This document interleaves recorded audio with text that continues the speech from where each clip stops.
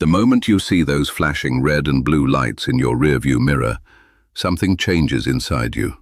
Your grip tightens on the steering wheel, your thoughts scatter. You glance at your speed, your mirrors, your surroundings, trying to piece together what just happened. Then the siren chirps again, sharper this time. There's no doubt now. They want you to pull over. But here's where most people make their first mistake. They react too quickly. They drift to the shoulder without thinking. They stop wherever they can, even if it's dark, narrow, or unsafe. And in doing that, they unknowingly set the tone for everything that follows. Let me ask you something, and be honest with yourself. When you've been pulled over before, did you immediately stop wherever the officer signaled?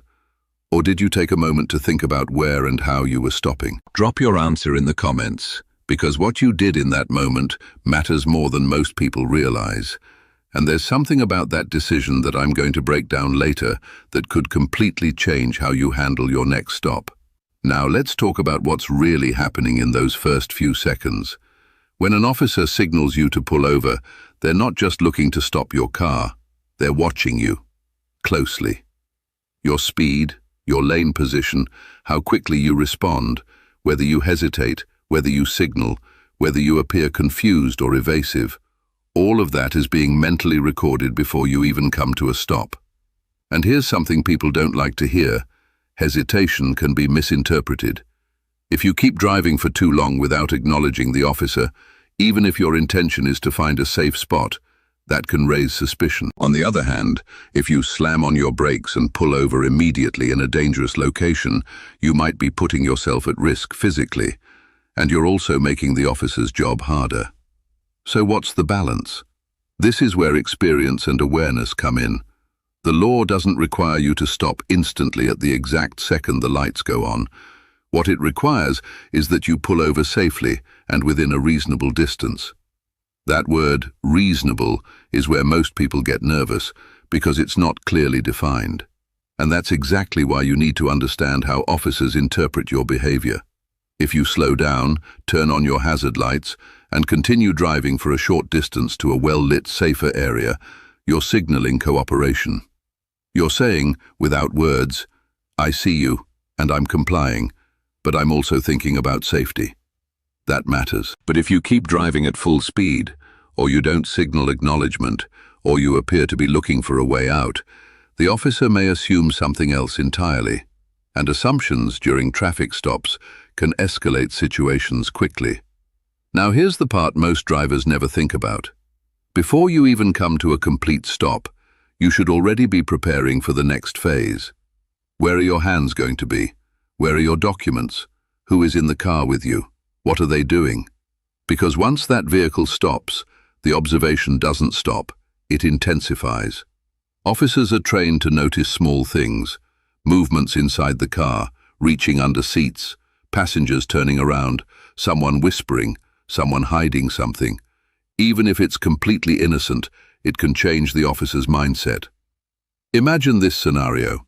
You pull over, a little nervous. As the car stops, you immediately lean over to the glove compartment, start digging for your registration, maybe reaching into your bag or center console. From your perspective, you're just trying to be prepared. From the officer's perspective, you're making sudden, unexplained movements in a confined space. That's how misunderstandings begin. A more controlled approach looks very different. You stop the car. You take a breath. You put your hands somewhere visible. On the steering wheel is ideal.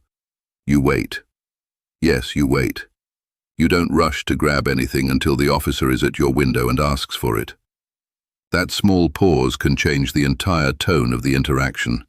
It shows you're calm, predictable, and not trying to do anything out of the ordinary. Now let's talk about something that catches people off guard. The officer walks up, and instead of immediately asking for your license and registration, they ask a question. Do you know why I pulled you over? It sounds simple, casual even, but it's not a harmless question. This is where a lot of drivers unintentionally create problems for themselves. Some people immediately start guessing. Was I speeding? Did I run a light? I'm sorry, I didn't realize.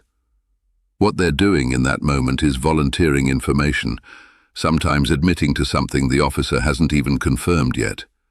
Other drivers go silent, but in an awkward, defensive way that can come across as suspicious or confrontational. The truth is there's a middle ground. You don't have to guess, you don't have to confess. You can respond calmly and neutrally. Something as simple as, "No, officer, I'm not sure," is enough. And the way you say it matters more than the words themselves. Tone is everything during a traffic stop. You can say the right words in the wrong tone and escalate the situation, or you can say very little, but in a calm, respectful tone, and keep things under control. Now let's shift into something more subtle but incredibly important. Time. How long the officer holds your documents, how long they stay in their vehicle, how long you're waiting without explanation. Most drivers sit there quietly, not knowing what's normal and what's not. Is 5 minutes normal? 10? 15?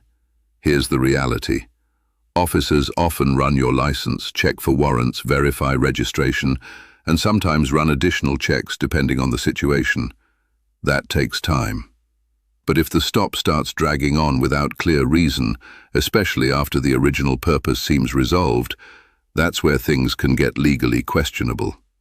And yet, many drivers don't recognize that line. They sit there, increasingly anxious, sometimes stepping out of the vehicle without being asked, sometimes calling out to the officer, sometimes making things worse. Let me be clear about this. Stepping out of your vehicle during a stop, without being instructed, is one of the fastest ways to escalate tension. From your perspective, you might just be trying to communicate. From the officer's perspective, you've just introduced unpredictability into a controlled situation. Now here's another moment that people don't expect. The officer changes tone. Maybe they started polite, almost friendly. Then suddenly they become more direct, more probing. They ask repeated questions. Where are you coming from? Where are you headed? Whose vehicle is this? Why are you in this area? It starts to feel less like a traffic stop and more like an interrogation. This is where drivers start talking too much. They explain, justify, add extra details, contradict themselves without realizing it.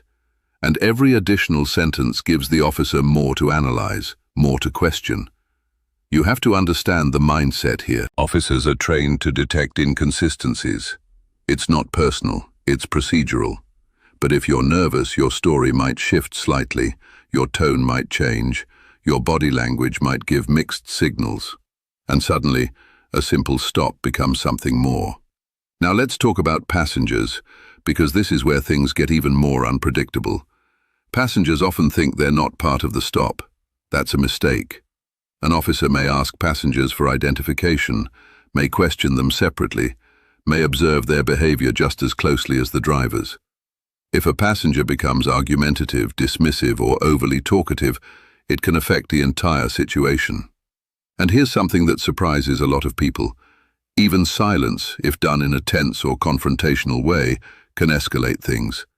There's a difference between calm, controlled silence and defensive, reactive silence. One de-escalates, the other raises suspicion. Now let's go back to the beginning for a second, because there's something I told you I'd explain. When the officer says, "Pull over to the side," most people think the interaction starts when the car stops. It doesn't. It starts the moment those lights go on. And what you do before you stop, how you slow down, where you pull over, how you position your vehicle, how you prepare yourself, can influence everything that happens after. If you pull over in a dark, isolated area when a safer, well-lit location was just ahead, you've made the situation harder for both you and the officer. If you stop abruptly without signaling, you've introduced uncertainty.